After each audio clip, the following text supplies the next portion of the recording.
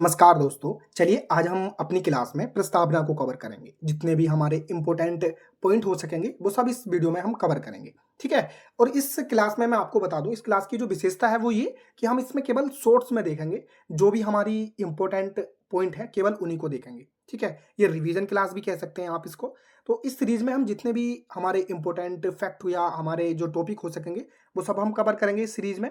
अगर आप कोई ऐड कराना चाहते हैं कोई टॉपिक तो आप प्लीज़ कमेंट बॉक्स में बताएं। और देखो सबसे इंपॉर्टेंट बात, देखो आज हम इसमें प्रस्तावना की बात करेंगे, कल दूसरे टॉपिक पे बात करेंगे। और ये जो क्लास होगी हमारी, इसकी सबसे बड़ी विशेषता वो ये कि हमारी ये नोट्स है, शॉर्ट्स नोट, उसी के माध्यम से इसमें हम पढ़ाएंगे। तो चलिए अपनी हम क्लास शुरू कर लेते हैं। और ये जो क्लास किस किस एग्जाम के लिए काम आएगी, तो देखो आपकी प्रस्तावना के रिलेटेड सवाल जितने भी बनते हैं, किसी भी एग्जाम में बनते हो, वो सब में जगह काम आएगी, ठीक है? देखो चाहे तो यूपी पुलिस कांस्टेबल हो या फिर यूपी सब इंस्पेक्टर की जो अभी भर्ती आई हुई है उसके लिए हो, तो उसके लिए भी बेस्ट है ये। आप क्लास लेने के बाद अपना फीडबैक जरूर दें, क्योंकि देखो फिर उससे कंटिन्यूटी बन पाती है। तो चलिए अपनी हम क्लास शुरू कर लेते हैं। आज का इंट्रोडक्शन ज़्यादा बड़ा हो गया, कल से ही इंट्रोडक्शन भी ज़्यादा नहीं होगा, केवल हम अपनी सीरीज को कवर करने की पूरी कोशिश करेंगे। चलिए दोस्तों, अगर आप इस चैनल पर नए हैं तो प्लीज़ पहले चैनल को सब्सक्राइब कर लें एंड बेल आइकन को भी प्रेस कर लें, जिससे मैं किसी भी नेक्स्ट टॉपिक पर अगर क्लास लेता हूं तो उसका नोटिफिकेशन आप तक चला जाएगा। और देखो आप अपना फीडबैक जरूर दिया करें। चाहे तो देखो आपको कुछ सुधार करवाना है तो वो भी आप कमेंट बॉक्स में बताएं कि आपको कुछ सुधार के साथ क्लास चाहिए, तो आप मुझे वो जरूर बताएं कमेंट बॉक्स में। क्योंकि देखो आपकी प्रतिक्रिया बहुत ज़्यादा ज़रूरी होती है, क्योंकि उसी के आधार पर हम कंटिन्यूटी बना पाएंगे। चलिए अपनी हम क्लास शुरू कर लेते हैं। आज हम बात करेंगे प्रस्तावना के बारे में, और कल जो बात करेंगे हम देशी रियासतों का भारत में विलय के बारे में। ये हमारा कल का क्लास का टॉपिक है, ठीक है? आप सीक्वेंस से देखेंगे क्लास को तो आपको ज़्यादा अच्छा लगेगा। चलिए अपने हम आज के टॉपिक पे बात कर लेते हैं। और देखो इस क्लास की जो सबसे बड़ी विशेषता है, हम उसी को ध्यान में रखते हुए इस सीरीज को हम आगे बढ़ा रहे हैं। इस सीरीज में केवल हम वही पॉइंट लेंगे जो हमारे किसी न किसी एग्जाम में पूछे जा चुके हैं और जो हमारे लिए बहुत ज़्यादा इंपॉर्टेंट है, ठीक है? अब इसमें हम किसी और टॉपिक पे बात नहीं करेंगे, सीधे अपने टॉपिक पे बात करेंगे। तो प्रस्तावना, देखो प्रस्तावना का जो स्रोत है वो कहाँ से लिया गया है, वो अमेरिका से लिया गया। हम इसी तरीके से केवल पॉइंट की बात करेंगे। अगर आप विश्लेषण चाहते हैं तो मुझे कमेंट बॉक्स में बताएं, ठीक है? जैसे कि हमने यहाँ पे बात करी प्रस्तावना की, तो प्रस्तावना का जो स्रोत है वो अमेरिका से लिया गया है। अब आप बहुत ध्यान से देखें, वीडियो को सुने, आपको याद हो जाएगा। और मैं अभी एक बार समझाने के बाद पूरा रिवीजन भी कराऊंगा, जिससे कि आपको यहीं पर याद हो जाए, ठीक है? अगर हम प्रस्तावना की बात करें तो प्रस्तावना का जो स्रोत है वो अमेरिका से लिया गया है, ठीक है? सेकंड, अगर हम प्रस्तावना की भाषा की बात करें तो वे ऑस्ट्रेलिया से ली गई है, यानी स्रोत जो है वो अमेरिका से लिया गया है। और प्रस्तावना की भाषा की बात करें तो वे ऑस्ट्रेलिया से लिया गया है। अब देखो प्रस्तावना में आपको तीन शब्द देखने मिलते हैं, सामाजिक, आर्थिक और राजनीतिक न्याय। तो ये जो तीन शब्द हैं वो कहाँ से लिए गए हैं, वो क्योंकि इनसे रिलेटेड सवाल बनते हैं। तो सामाजिक, आर्थिक और राजनीतिक न्याय जो लिया गया है वो रूस की क्रांति से लिया गया है, ठीक है? सेम टू सेम ऐसे ही सवाल आपको देखने को मिल जाते हैं। और स्वतंत्रता, समता और बंधुत्वता, देखो सामाजिक, आर्थिक और राजनीतिक न्याय जो है वो रूस की क्रांति से लिया गया है। और स्वतंत्रता, समता और बंधुत्वता ये जो है फ्रांस की क्रांति से लिया गया है, ठीक है? अब हम उद्देश्य प्रस्ताव को देख लेते हैं एक बार, ठीक है? अब आप ध्यान से सुने कि जो प्रस्तुत किया गया था वो जेल नेहरू जी के द्वारा, जवाहरलाल नेहरू जी के द्वारा 13 दिसंबर 1946 को, ये डेट आप ध्यान रखें क्योंकि कई बार एग्जाम में पूछे जाने की संभावना रहती है। तो प्रस्तुत जो किया गया था उद्देश्य प्रस्ताव, वो जवाहरलाल नेहरू जी के द्वारा 13 दिसंबर 1946 को किया गया था, ठीक है? और इसे जो स्वीकार किया गया वो स्वीकार किया कब किया गया, संविधान सभा द्वारा 22 जनवरी 1947 को स्वीकार किया गया। यानी कि उद्देश्य प्रस्ताव जो था वो जेल नेहरू जी के द्वारा, जवाहरलाल नेहरू जी के द्वारा 13 दिसंबर 1946 को प्रस्तुत किया गया। और उसे स्वीकारा कब, अब स्वीकारा जो था वो संविधान सभा द्वारा 22 जनवरी 1947 को, ठीक है? अब इसका हमारा ये उद्देश्य प्रस्ताव प्रस्तुत किया गया, संविधान सभा ने इसे एक्सेप्ट किया। फिर उसका क्या परिणाम निकला, अगर हम इसके परिणाम की बात करें तो हमारे संविधान की इससे प्रस्तावना बनी, हमारे संविधान की प्रस्तावना बनी, जिसे उद्देश्य का कहा जाता है, ठीक है? इंग्लिश में इसको प्रेम्बल कहा जाता है, ठीक है? अब इसके हम कुछ और इंपॉर्टेंट फैक्ट देख ले रहे हैं। अब आप बहुत ध्यान से सुने, ठीक है? देखो अगर हम प्रस्तावना की विषय वस्तु पे अगर एक नज़र देखें तो इसके मूल तत्व, देखो कभी-कभी मूल तत्व के बारे में पूछ लिया जाता है। देखो जितने भी बंदे ने एग्ज़ाम दे रखा होगा या जो मॉक टेस्ट देते होंगे, उन्हें ये क्लास का बारे में पता चल जाएगा कि ये क्लास कितनी इंपॉर्टेंट है।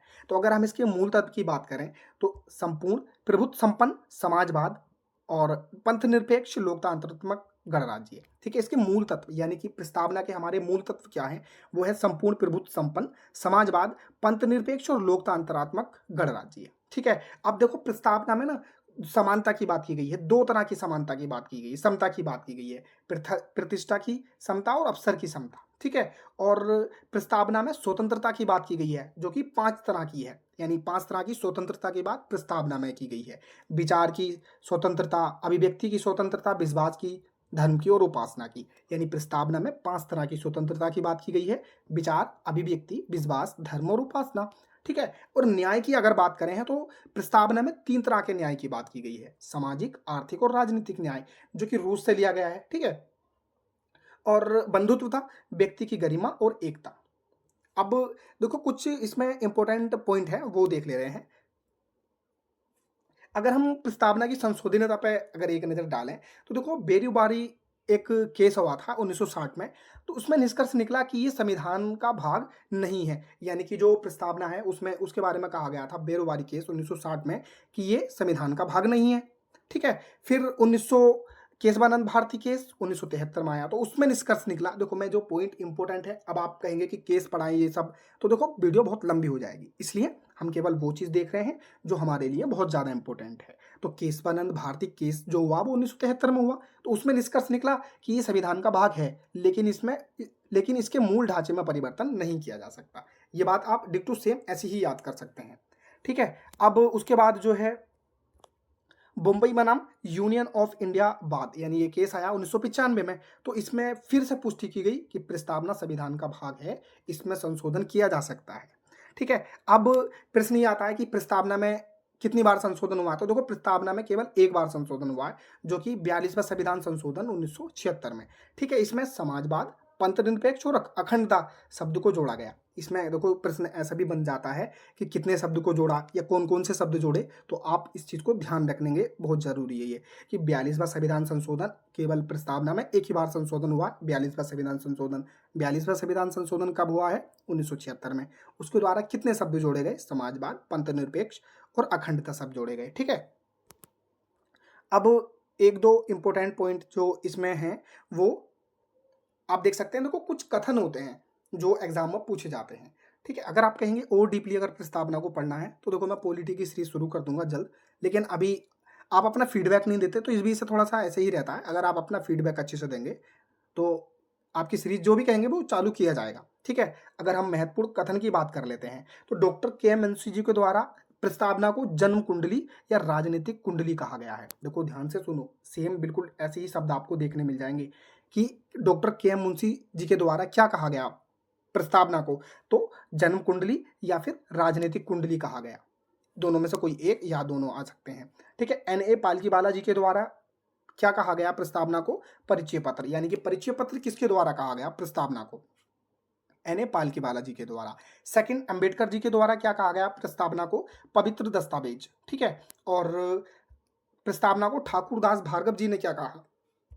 आत्मा कहा, ठीक है। और अल्लादी कृष्णा स्वामी अय्यर जी ने दीर्घकालिक सपनों का विचार कहा। देखो ये बहुत ज्यादा इंपॉर्टेंट है, एग्जाम में पूछा जा चुका है, ठीक है।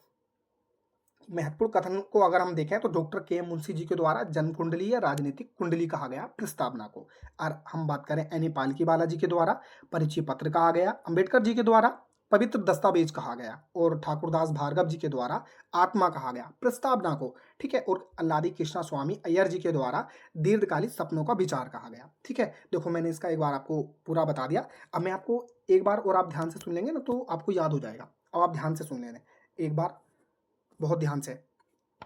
देखो प्रस्तावना का जो स्रोत है वो अमेरिका से लिया गया, ठीक है। और प्रस्तावना की भाषा ऑस्ट्रेलिया से ली गई। सामाजिक, आर्थिक और राजनीतिक न्याय की जो बात की गई है उसमें वो रूस की क्रांति से लिया गए हैं ये तीनों शब्द। स्वतंत्रता, समता और बंधुत्ता फ्रांस की क्रांति से लिए गए हैं। अब उद्देश्य प्रस्ताव जो है वो प्रस्तुत किया गया था जेएल नेहरू जी के द्वारा, यानी कि जवाहरलाल नेहरू जी के द्वारा 13 दिसंबर 1946 को, ठीक है। और इसे स्वीकार किया गया 22 जनवरी 1947 को संविधान सभा द्वारा। और इसका क्या परिणाम निकला? हमारे संविधान की प्रस्तावना बनी, जिसे उद्देशिका कहा गया, ठीक है। इंग्लिश में इसको प्रेम्बल कहते हैं। और अगर हम इसके प्रस्तावना की विषय वस्तु को देखें, तो इसमें मूल तत्व जो है ना प्रस्तावना में, वो संपूर्ण प्रभुत्व संपन्न समाजवाद, पंथनिरपेक्ष लोकतंत्रात्मक गणराज्य है। और प्रस्तावना में समता की बात की गई है, दो तरह की समता की बात की गई है, प्रतिष्ठा की समता और अवसर की समानता, ठीक है। और प्रस्तावना में स्वतंत्रता की भी बात की गई है। 5 तरह की स्वतंत्रता की बात की गई है प्रस्तावना में, विचार की, अभिव्यक्ति की, विश्वास, धर्म और उपासना की। ठीक है? प्रस्तावना की विषय वस्तु में देखें बंधुत्वता की, तो व्यक्ति की गरिमा की बात की गई है। और प्रस्तावना में न्याय की बात भी की गई है। 3 तरह के न्याय की बात की गई है। कौन-कौन से? सामाजिक, आर्थिक और राजनीतिक न्याय जो की बात की गई है। ठीक है? अब इसमें 3 केस आप ऐसे ही याद कर रख लेना इसको, ठीक है? अगर हम इसमें संशोधन की बात करें तो प्रस्तावना में केवल एक ही बार संशोधन हुआ है, जो कि 42वां संविधान संशोधन हुआ था, जो कि 1976 में हुआ। उसके द्वारा 3 शब्द को जोड़ा गया, 3 शब्द जोड़े गए 42वें संविधान संशोधन 1976 के द्वारा, समाजवाद, पंथनिरपेक्ष और अखंडता। ठीक है? अब इसमें हम एक बार कथन को देख लेते हैं। महत्वपूर्ण कथन है ये सारे जितने भी हैं, डॉक्टर के एम मुंशी जी के द्वारा जन्म कुंडली और राजनीतिक कुंडली कहा गया। महत्वपूर्ण अगर कथन में हम दूसरा देखें कि एन.ए. पालकी वाला जी के द्वारा क्या कहा गया? परिचय पत्र। अंबेडकर जी के द्वारा पवित्र दस्तावेज कहा गया। ठाकुरदास भार्गव जी के द्वारा आत्मा कहा गया प्रस्तावना को। और अल्लादी कृष्णा स्वामी अय्यर जी के द्वारा दीर्घकालिक सपनों का विचार कहा गया। ठीक है? हमारी जो नेक्स्ट क्लास होगी वो हमारी देशी रियासतों का भारत में विलय के ऊपर होगी।